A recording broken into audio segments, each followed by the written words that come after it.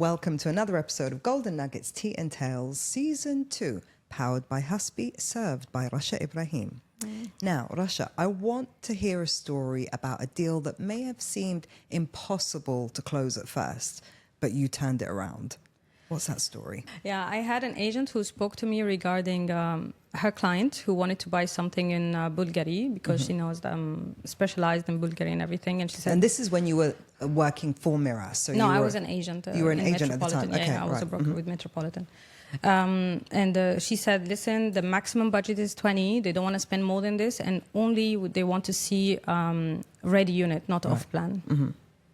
And this is when the time, like, you need to know, even if the clients say, I want this, you can always discuss other opportunities because he might have a limited opinion and it's better that he hears from you. Right. So actually this is what we did. When we first went to the meeting, we viewed few apartments and then I explained to him the difference and we were comparing between the apartments and the lofts. And when I explained to him the projects and when I explained to him the benefit that he would get or the margin of profit that he would make if he takes the loft, he was much more convinced to take the lofts. And he ended up spending 90 million instead of 20 million. So we go from 20 million. 20 million for ready to 90 off plan. Right. Yeah. So the two things that he said he wanted, stick to 20 million and it needs to be ready. Yeah. You flipped it on its head and gave him something nearly 5 times that budget and off plan. Off plan. And the agent was like, how did you do that? Right. How did you do that? No, it's just because if sometimes the client doesn't see the potential of a product, you are the one that specialized, you are the one who's dealing every day with these buyers and with these type. What is the market lacking? You know, Bulgaria always the clients, the end user, they want big size. Yeah. So I know that loft and still it will go much higher where it stands right now. Because if you really want something to be on Jumeirah Bay, for my if you ask me my opinion, as the Queen of Bulgaria, Jumeirah Bay is the most posh place to live in Dubai. It will never be repeated, this island again. So it will keep going higher and higher. And he actually sold them now is 45% premium. Wow. Yeah. There's a lesson in there for people when it comes to qualifying, because sometimes it is just a case of that is my budget and that's all I can afford. Yeah. But then there's other clients who have unlimited budget. Yes, correct. But they only only saw the value up to 20 million. Or maybe he just said, I want to just put 20 million in that project, but he had more. And I believe most of the agents will face this situation that they underestimate the client possibility to pay potential and pay more and invest more, and then they will call him and he'd be like, oh, I already bought in this one, and he'd be like, what? You bought this? Why didn't tell me? I didn't know that you can go that far. So don't be afraid to explain your point of view, and maybe he would be convinced and buy it. And I think that's something that a lot of real estate agents do. They will follow the instructions to a T. Yeah. Now, I always compare being a real estate agent like a doctor. And you don't go to a doctor and say, here are my symptoms, here is what I want you to prescribe me, give me the prescription and go. Yeah. No. You go to the doctor because they're the professional. They will ask you some questions. They will diagnose your... And this is when you can tell this is a good doctor because he found the source of the disease, right? And he will prescribe the right thing to that diagnosis. Yes, correct. But if you're a kind of doctor that just says, what's wrong with you? What do you think you have? Or what pills do you want me to prescribe? Then this is what a lot of real estate agents do. So what questions do you ask to really qualify? Like, I think it comes down to the questioning. Yes, definitely. I have to ask many questions, and sometimes even the client would say, "Why you ask so many questions like that?" Because I need to really qualify. Do you want to buy to keep for long term? Do you want to flip sooner? Do you want to buy something that potentially 50% you want to move in, but if you don't like it, you can also be able to sell it with a premium, or you don't care, you just want to be an end user? All this I need to know before I suggest for you where to put your money. You know, so I can give you the right answer. What are your other favorite questions to ask? New buyer comes knocking. What else do you ask them? How much funds do you have? Funds are here or outside.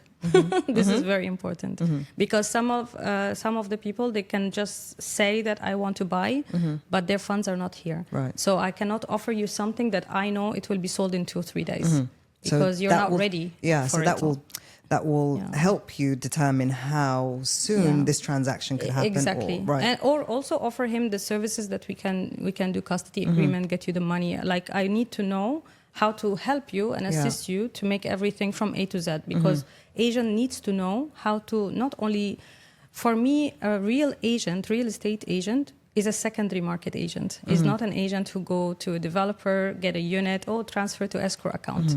You have to be fulfilled with everything. And for me, when I do a successful deal on secondary market, this is when I feel like I've done a deal. Real estate agent. Yes. So, that's interesting. So when you do an off-plan deal, you feel a bit I like... feel okay. Of course, I'm happy. It's actually much easier for me. It's less headache. But secondary, when you do a successful one, this is when you feel like I nailed it. Yes, of course.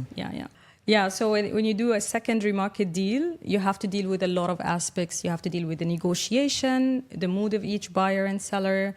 You have to deal with the developer as well to get the NOC. All these things that you go through to make a deal happen is not as easy as when you just go to a developer and try to get a unit. Yes, of course, with these launches today that we have, it is a bit difficult as well to get a unit, but it's so much easier to close because you just put a token amount, you secure the unit. This one, there is a contract. Moving you need parts. You need to know all the clauses. You need to know legalities. Sometimes even I tell my conveyancer how to write the clause to make it fair for each one and not to jeopardize the other client, the buyer or the seller. And this is very, very important. It actually happened. I will tell you actually an example now. It happened to me that, and this, thank God, also the Land Department have changed the manual contract to electronic contract. I love this because when it was manual, it wasn't as secured, the sale not as secured as when it's Form F now. So what happened is I closed one deal and the client said, or we sent an email that the client will transfer the deposit on this day. Right. So when this day arrived, for the seller, he actually wanted to back off. And he said, but you said on this day he's transferring. Then I'm out of this deal. They didn't transfer. I said, the transfer happened and the deposit is with us. It's coming. When it lands to the account, it has nothing to do with you backing out. I'm telling you, you as a seller, you're now going to be as a defaulter. So, okay, we go to court. Okay, and I'm telling the buyer, but what is he doing? I'm already transferring it's already done. When it reached you, maybe 1 day difference, 2 days, the most important that it came. But he was trying to find excuse to come out of the deal. So, a loophole. Yes, and guess what? What we said, I said, listen, he is really stubborn because now we don't lock the unit. He wants to be out, and he said either they pay 1 million extra or we go to court. Okay. I said, listen, I'm telling you frankly, if we go to court, he's gonna lose. Yeah. Even though he's my client, I'm telling you, you have a stronger position. But do you really want to go through this? Yeah. Just.